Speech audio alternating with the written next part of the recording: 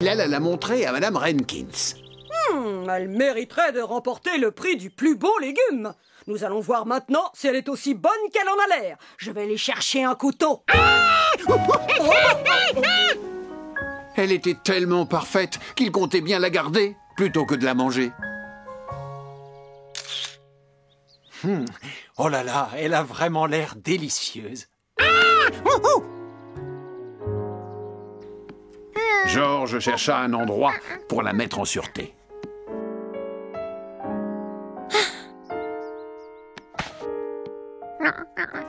Une carotte modèle méritait mieux qu'une vieille botte.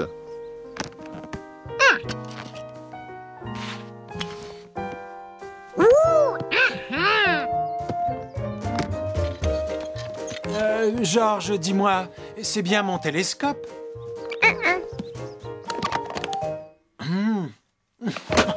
Oh, d'accord. Il avait hâte de la montrer à Billy.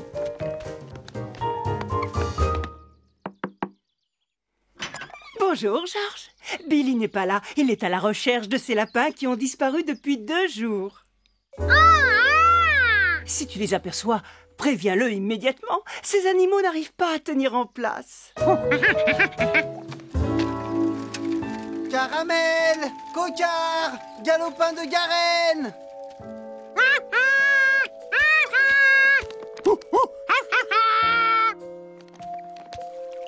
Blanchou.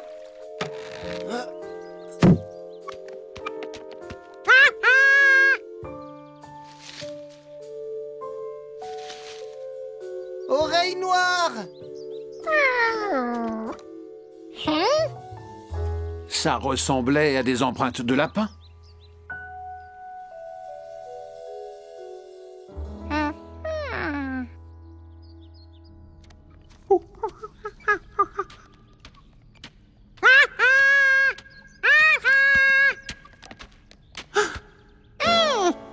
Il les avait retrouvés.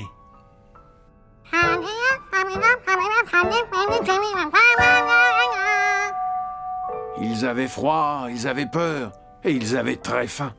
Il fallait avertir Billy. Mais les lapins ne tiennent pas en place. Ils risquaient de ne plus être là à son retour. Il ne pouvait pas non plus les ramener tous. À moins de les mettre là-dedans.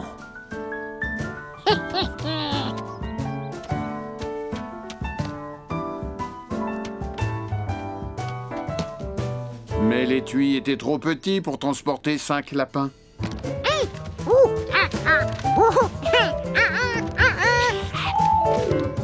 Ils avaient vraiment besoin de manger quelque chose. Une fois rassasiés, ils resteraient peut-être tranquilles. Seulement, Georges n'était pas prêt à se séparer de sa carotte.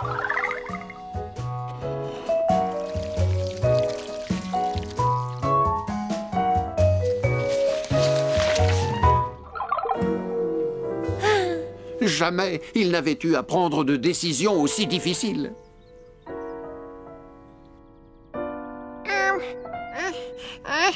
Mais c'était le sort des lapins qui était en jeu.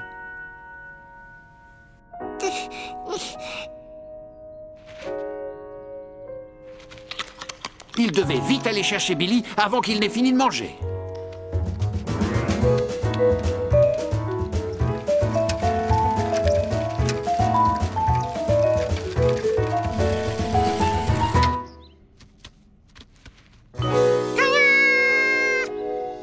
Ils sont tous là. Si tu ne t'étais pas débrouillé pour qu'ils restent sages, je n'aurais jamais pu les retrouver. La carotte modèle n'existait plus. Mais la sacrifier fut un acte héroïque.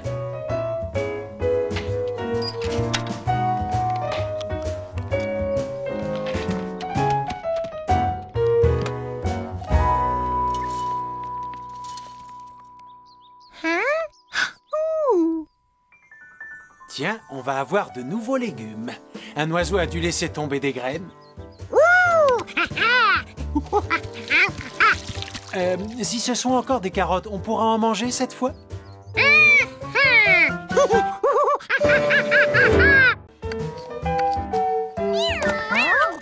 Gnocchi voulait continuer de s'amuser alors que Georges avait du travail.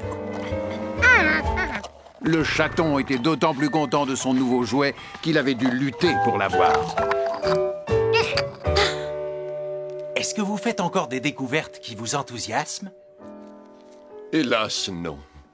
J'ai déjà tellement vu de choses. Ah, si seulement je pouvais encore être surpris, ne serait-ce qu'une seule fois. Tous les os étaient maintenant assemblés. Mais il devait y avoir un ordre à respecter.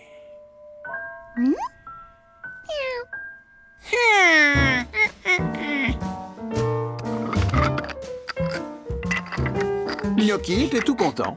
Il ne savait pas quel genre de nouveau jeu Georges lui préparait, mais ça avait l'air rigolo. Bon, eh bien, allons voir mon dinosaure à présent. Mais nous venons de commander le dessert. Hein? Le dessert? Oh, mais bien Oui, sûr, un bien clafoutis. sûr. Mais où avais-je la tête? Mais j'ai hâte de voir comment vous avez monté mon précieux squelette.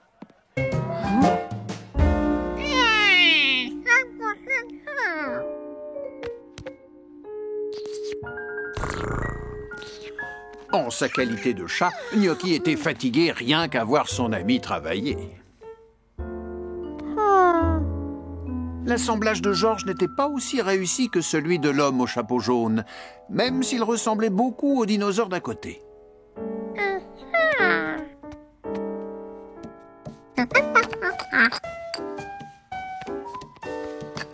Mais oui, pour être sûr de ne pas se tromper, il fallait qu'il se serve de ce dinosaure comme modèle.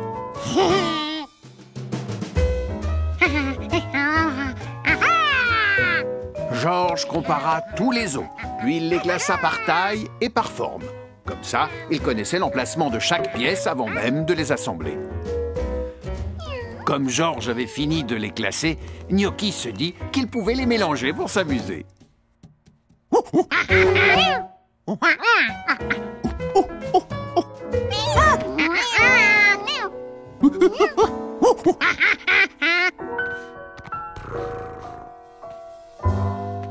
Alors, si cette fois le déjeuner est fini, je vais pouvoir aller voir comment vous vous êtes occupé de mon bébé. Oui, je vous en prie. Oh, j'ai un de ces tracs. Mais pourtant, il n'y a pas de quoi. Tout va bien se passer, vous allez voir.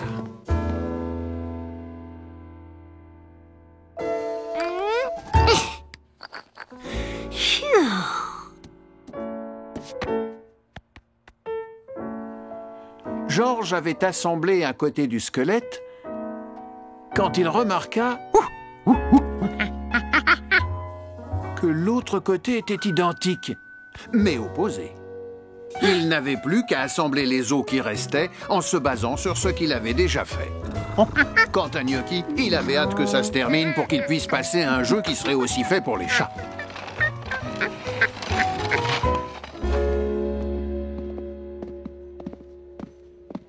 J'avoue que je suis assez inquiet. Jusqu'à présent, personne d'autre que moi n'a effectué ce travail.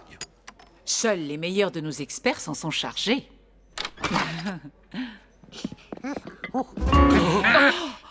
Non, je n'en crois pas mes yeux. C'est ça vos meilleurs experts, un chimpanzé et un chat. Georges! Oh, eh bien, ce n'est pas ce crâne qu'on avait mis. Apparemment, Georges les a intervertis. Mais je ne sais pas pourquoi. Voici le petit singe à réseau. Le petit singe a raison? L'ancien crâne était toujours de travers. Georges a compris que c'était celui-ci qui s'adaptait parfaitement aux vertèbres. J'aurais dû m'en apercevoir depuis longtemps. Désormais, je veux que Georges vérifie tous mes travaux.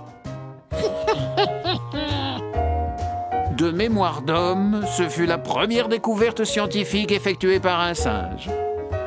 Attention! Assisté d'un chaton appartenant à un restaurateur italien.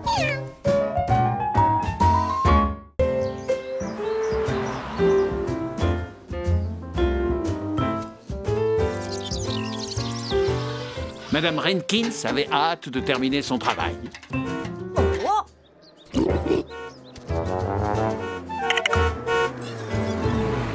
Mais elle avait toujours du temps à accorder à ses voisins préférés. Bonjour. Dites-moi, vous êtes drôlement chargé. C'est la journée du recyclage, rappelez-vous. On va apporter tout ça au centre de tri. Vous n'avez pas de vieilleries? Si, mais on n'a pas encore eu le temps de les sortir de la maison. Mon mari est bien trop occupé à tenter de déplacer Gary Potter. Gary Potter?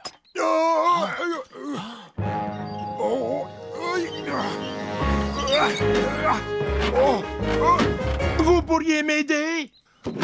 J'arrive.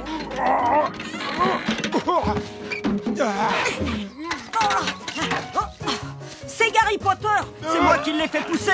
Il est bon, hein, n'est-ce pas? Il va concourir pour le premier prix du potiron le plus potelé. Wow, le prix potiron le plus potelé? Oui, le prix du potiron le plus potelé et particulièrement prestigieux.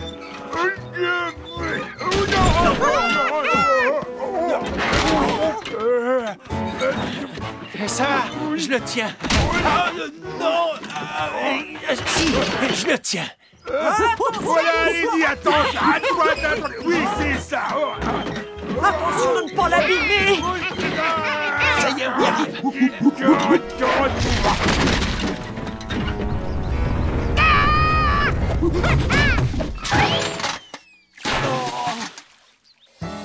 Oh, Oh non.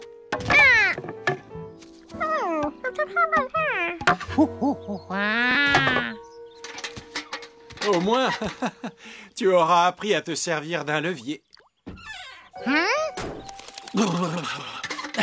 Oui, tu as sauté au bout de la planche, le seau a été projeté en l'air avant de retomber sur mon chapeau. merci de votre aide. On emporte Gary au champ de foire. J'emporte vos vieilleries au centre de tri? Oh, ça ne m'ennuie pas du tout puisque je dois y aller. D'accord. Il y a juste un petit tas dans le salon. À tout à l'heure. Bonne chance, Gary. Apparemment, on aura terminé assez tôt pour pouvoir passer l'après-midi à pêcher. Oui, il n'y a pas grand-chose, nous a dit Madame Renkins. Oh. Oh. Elle appelle ça un petit tas. Ça ressemble plutôt à une montagne. Ça ne tiendra jamais dans la remorque, à moins qu'on aille d'abord déposer nos affaires.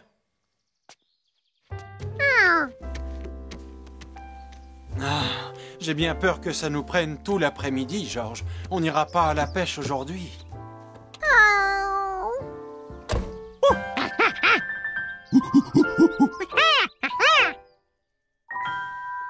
Tu veux rester ici pour tout mettre dehors? Eh bien, bonne idée. Ça nous fera gagner du temps. Entasse les affaires près de la porcherie, comme ça on n'aura plus qu'à les charger quand je reviendrai. Et ne fais pas de bêtises.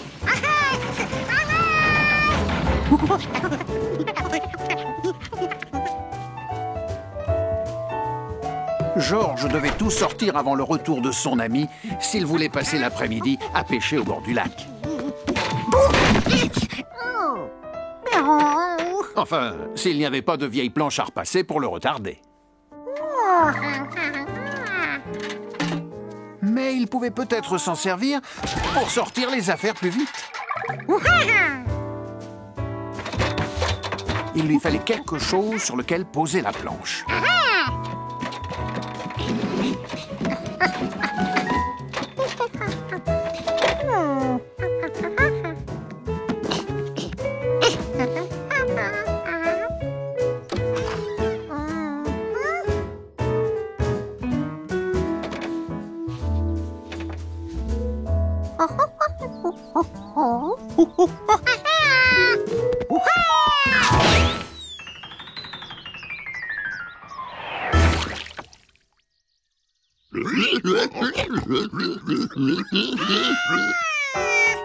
Ça veut dire qu'on est perdu.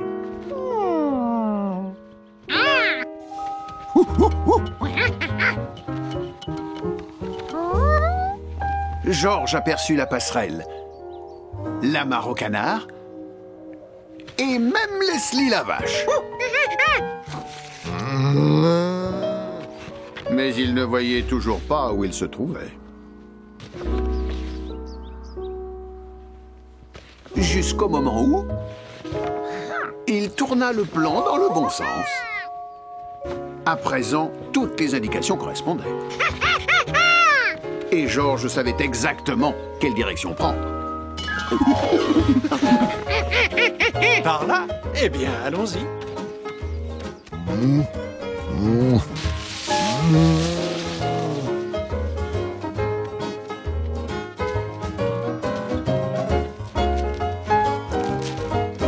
Oh, ça alors, un colvert! L'ancêtre de tous les canards domestiques, sauf du canard de Barbarie. Je regrette de ne pas avoir pris mon appareil photo.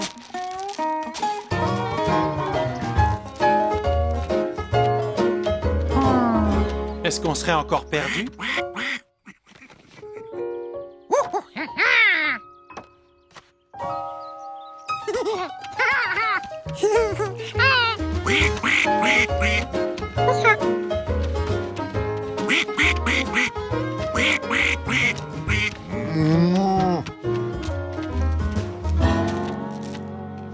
Tiens, j'étais pourtant sûr d'être passé par là, mais il n'y a pas de maïs, alors je dois me tromper.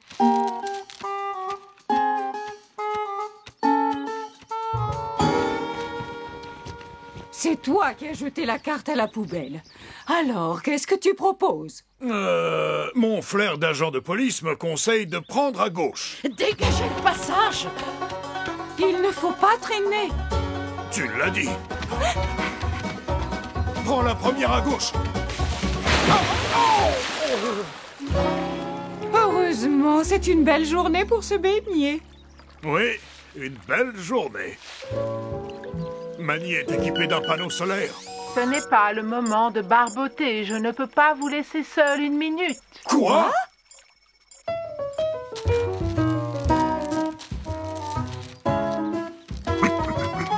Hey! Et c'est pas étonnant qu'il n'y a plus de grains de maïs. Ils ont été mangés par un vilain colvert affamé. Non! Fiche-moi le camp! Laisse-moi! Quel suspense! À ce stade de la course, cher public, n'importe quelle équipe peut sortir du labyrinthe la première. Et je serai là pour voir lequel. Et maintenant, Georges, on devrait approcher de la sortie.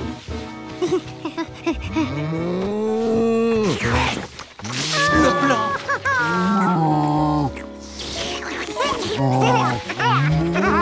Dégage le passage, Leslie!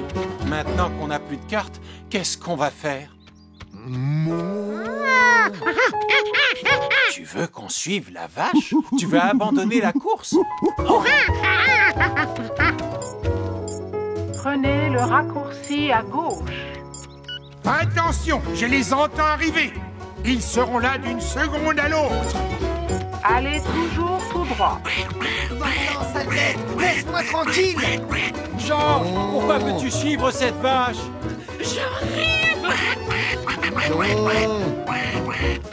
Les voilà. Et l'équipe gagnante est une vache. Une vache. On ne peut pas la considérer comme une concurrente. Non, les voici nos deux vainqueurs. Georges et l'homme au chapeau jaune. On a gagné? Mais comment? Tiens, je n'en ai plus besoin! Oh, apparemment, on termine 3e. Oui, c'est pas si mal, on a pris un petit bain. Vous êtes arrivés. Dégagez le passage! Je suis fier de te remettre l'épi de maïs d'or. T'es un sacré petit malin, toi. Tu savais que Leslie revenait toujours à l'étable à l'heure de la traite. Je suis fier de toi, Georges.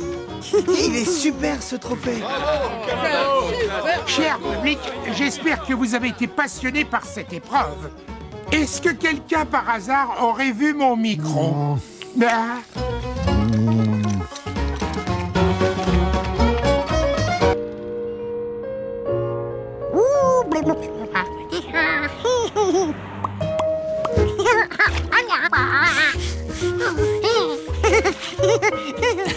Allez, maintenant, il est temps de se sécher.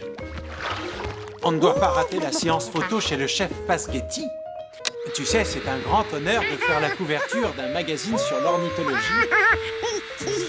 Alors, je compte sur toi pour ne pas te salir. C'est d'accord?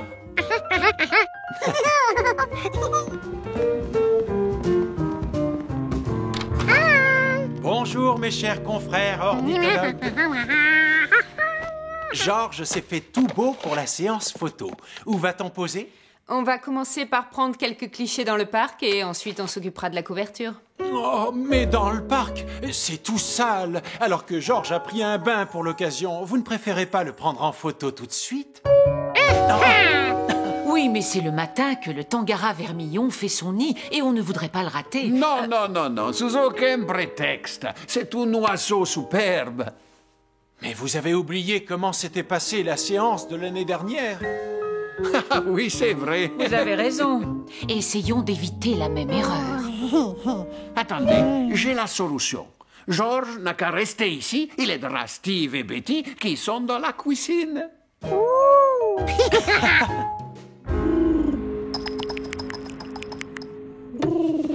Si vous avez besoin d'un coup de main, j'ai ce qu'il vous faut. Oh, Georges! Bonjour, Georges. Vous savez, j'ai l'intention de fêter la visite du Tangara vermillon dans les parcs en organisant une chasse aux œufs que les petits vont peindre de toutes les couleurs. Oh,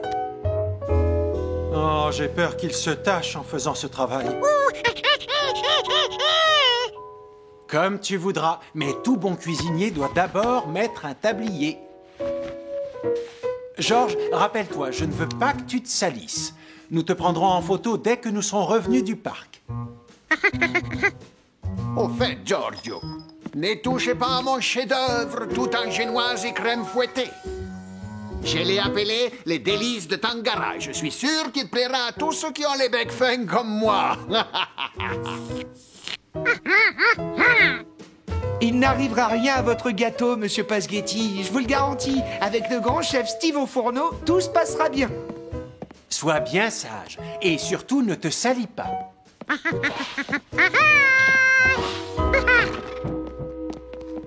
Pourquoi ce serait toi le chef?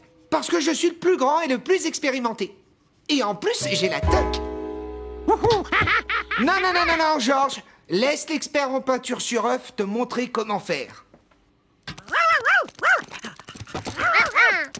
Désolé, Charlie, mais ce n'est pas un jeu pour les petits foufous comme toi. Tu vois, ces 3 récipients sont remplis de peinture. Rouge dans le premier, bleu dans le deuxième et jaune dans le troisième. On appelle ça... enfin, tu vois, quoi. Les couleurs primaires. En les mélangeant d'une certaine façon, on obtient toutes les autres couleurs de l'arc-en-ciel. Tu en sais des choses, assistante Betty. Regarde-moi bien, Georges. Tu vas assister à un super tour de magie.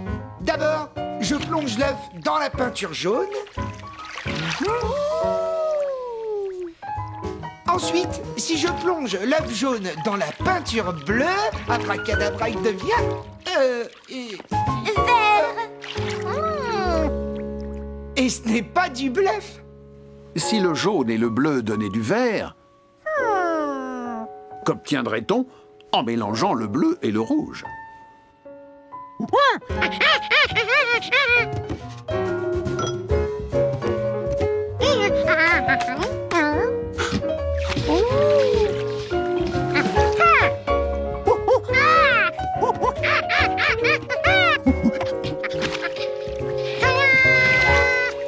Georges, tu viens d'inventer une nouvelle variété de fruits, la mauvanane. Il n'y avait pas que Georges qui était intéressé par son invention.